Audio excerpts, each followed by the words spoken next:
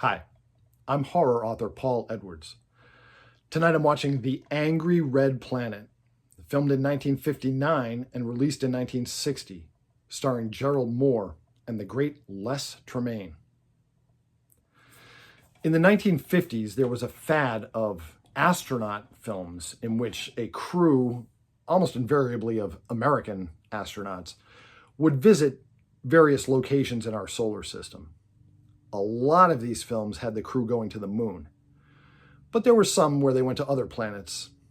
And as you could imagine, Mars was a prime destination for movie astronauts in the 1950s.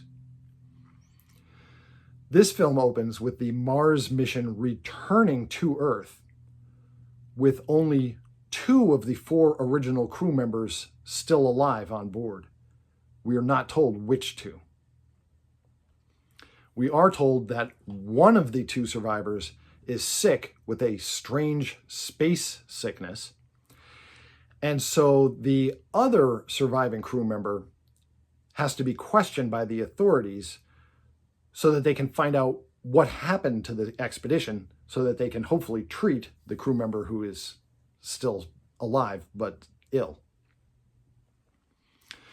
So most of the movie is a flashback of the expedition to Mars and the wild things that happened to them. To begin with, this crew is the most perfect collection of stereotype astronauts from a mid-20th century science fiction movie. It's almost a perfect collection of the stereotypes. Gerald Moore plays the commander, and he's gruff, and he's abrasive, and almost swaggering.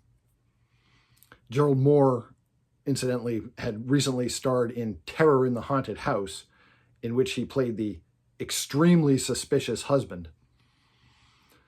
So he's the captain of the expedition.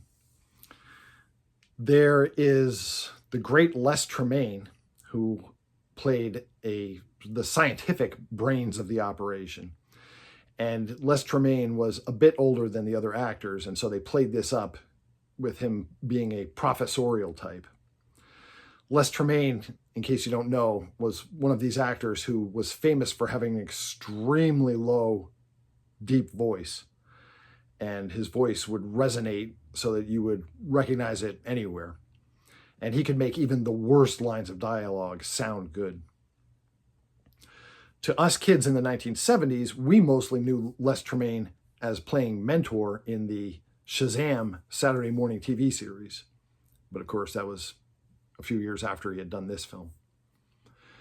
Also, children of the 1980s might remember Les Tremayne from a completely different kind of production because he played billionaire tyrant Edward Quartermaine on General Hospital for a while. Anyway, Les Tremayne is the scientific leader of the expedition. Also on board is crew member Iris, who they make a point of bringing up every chance they can, is a woman astronaut. For some reason, in the 1950s and 1960s, they were just forward-thinking enough to include female crew members on these science fiction expeditions, but they were still backward enough that they had to go out of their way and point it out, like, oh, there's a crew member here. And this had already been happening for like 10 years. Rocket Ship XM was 10 years before this film, and they had already done that, and honestly had done a less sexist presentation than the one done in this film. But okay. It's hard to judge a movie made 2 generations ago by today's standards. So let's just go with what we have, okay? Iris is a quick-witted and intelligent scientist who is very curious about what they're going to find on Mars. And rounding out the crew is a loudmouth, jokey, Brooklyn born and raised mechanical and engineering expert, Sam. And Sam has a wisecrack for everything because he's from Brooklyn And this is stereotypes we're doing here. So this is really the most perfect collection of a stereotype crew for this kind of a movie. We're shown a few minutes of their travels through outer space until they get to Mars, and we're shown the landing. And, it's all pretty standard. But once they exit onto the surface of Mars, everything changes. And I mean visually, everything changes. They used a film technique that they called Cinemagic for this movie. And what they did was, the scenes that took place outdoors of the ship on planet Mars were all filmed in black and white and tinted red and made into a sort of a partial negative. I'm not a film expert, as you may be able to tell. I can only explain it in layman's terms. But everything on the exterior of Mars looks like a black and white negative that has been reversed colored, except instead of black, it's red. That's the best way I can describe it. If you've ever seen the movie The Angry Red Planet, you'll understand what I'm trying to describe. It's like a strange red tint that covers everything. And this actually was an inexpensive technique that they used because they got to film in black and white, which was cheaper than filming in color. The rest of the film had been in ordinary color film. So when they go out onto the surface of Mars, already they're very suspicious because there's vegetation on Mars, but no signs of animal life. And everything outdoors seems completely inert, unless Tremaine actually suspects that it is almost intentionally inert, as if there were a controlling force that's keeping all of nature on Mars at a standstill. Well, of course, when one of the astronauts strays too near one of these plants, we discover they're not quite so inert after all, because the plant tries to gobble her up. And so the astronauts have to come and destroy the plant. Incidentally, there's one thing that's always bothered me about this movie. When they come out of the rocket ship, the first time they exit the rocket ship, and they're looking around the jungle of Mars, they say, well, at least we've got our ray guns. Hey, let's test one out. And they zap and destroy a nearby plant. So one of the first things that Earthmen do when they get to Mars is to kill something local. So it's not a good look for us. But in the case of the plant that was trying to eat astronaut Iris, it was justified. And they do save her from the carnivorous plant. But we're also shown that there are other forms of higher life on Mars that are observing the ship and as yet have not been detected by the astronauts. On the next day of their stay on Mars, the astronauts travel deeper into the jungle, and they cross over into a sort of a rocky terrain area, and they encounter a monster which looks like a mishmash of different Earth creatures. Sam, the wisecracking astronaut, refers to this monster as a bat, rat, spider nightmare, which is a pretty apt description, and actually is the only name that this memorable creature has ever received. It never received any other kind of an official name in the movie or in any materials about the movie. So as far as I can see, the official name of this monster is Bat, Rat, Spider, Nightmare. I bet if you do a Google search, Bat, Rat, Spider, Nightmare, you'll see it right away. So this scene is pretty good. The monster would not have been convincing on regular film, but because we're seeing it in this distorted, sort of partial negative display, the monster actually looks pretty good. It looks better than the next monster we're going to see. So the astronauts managed to fend off the Bat, Rat, Spider nightmare and return to their ship. But they are increasingly suspicious that they are under the control of this alien force. The life around them is under the control of this alien power. And they're very worried that the alien power might have malicious intent for them. On the third day of their stay on Mars, they decide that they're going to take a raft and cross a nearby lake that they discovered on day 2. The lake scene begins very well. It's very eerie, where they start rafting out across this inexplicably still body of water. And with the strange red negative way that we're viewing everything, it's an eerie effect. And as they travel out across the lake, they see in the distance an island with a colossal city. Signs of intelligent life.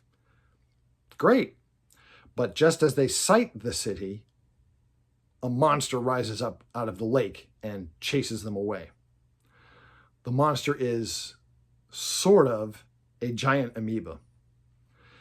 If they had just done a giant amoeba, that would have been fine. If they had just done a big blob monster chasing after the astronauts, that would have been fine. Nobody would have thought twice about it. The problem is they decided that they would stick an extra feature onto this monster. They put a bulbous eye on the top of it, and this eye, complete with an iris, just like a human eye, this eye spins around constantly, regularly, mechanically, looking over here and then over there, and over here, then over there. And it's one of the fakest monsters ever put in a Hollywood film. It's so bad. It's painful to watch. If they had just left that out, the blob monster would have been fine. Nothing memorable, but it would have been a little scary as opposed to laughable. But the blob monster surrounds their ship and makes it so that they cannot take off. And the crew members finally are enlightened to the fact that, yes, there is an intelligence on Mars that has been watching them all this time. And yes, the intelligence on Mars has been using the lower life forms around it to hassle the astronauts from Earth, while the intelligence has been figuring out exactly what they want to do with the Earth people. Now, in case you haven't seen this film, I will not spoil who lives and who dies, other than what they tell you straight up all through the movie, that Iris is one of the surviving astronauts. But they tell us right up also that 2 of the 4 astronauts are going to die, and they just don't tell us which 2. So I won't spoil who's who for you. I will point out that the first of the 4 deaths is really sad, and as a kid, it made me quite sad. But, the second of the deaths was sort of just written in, just to sort of get rid of that character, and I didn't care for that at all. They could easily have killed off that character in, I could think of probably 10 different ways that they could have killed that character off that would have been a more fitting end than what we got in the film. I will give credit where credit is due, though. There is a line in this film that just cracks me up no matter how many times I watch it, where they come back from one of their days fighting the Mars monsters, and they come back safely to the ship, and the captain says, "Well, I think we've had enough swashbuckling for one day." And Sam goes, "Yeah, any swash I ever had just came unbuckled."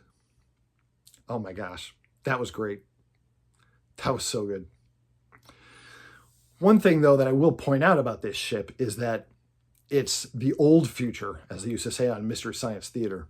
It's a rocket ship that travels to Mars, but it has things like a face clock instead of a digital clock, and old-timey retro computer equipment aboard, which probably looked current at the time of the movie, but from our point of view makes it look extremely dated. But what do you want for a movie that came out in 1960? As I've said many times, movies are made for the audience of the year they came out. They're not made for people watching them 50 and 60 years in the future. So if we enjoy them, great, but we were not the target audience. So I'm sure people at the time in the theaters thought that the rocket set was, pretty modern and space aged. I'm not sure what they thought about the amoeba with the spinning eyeball on top, though. I will also give credit for the interesting and a little weird jazz score that they have to this movie. Although for some reason they only play the jazz theme from The Angry Red Planet at the end of the film, not at the beginning. The beginning of the film, and in fact most of the movie, has a sort of an eerie, dripping, almost a sound effect like soundtrack, which does the film a service. It actually does help to enhance the mood. So that's The Angry Red Planet for you. Please don't have nightmares tonight about the bat, rat, spider nightmare. Listen, if you enjoy classic monsters and vintage horror, check out my book series, the Mourner's Woods books. I'm self-published on Amazon. I've written a series of novels that take place in a haunted forest, Mourner's Woods, and I have different monsters and fiends in each novel. My books are available on Amazon. My name again is Paul Edwards, and my books are the Mourner's Woods books. Thanks for spending some time talking with me about The Angry Red Planet. I'll see you in Mourner's Woods.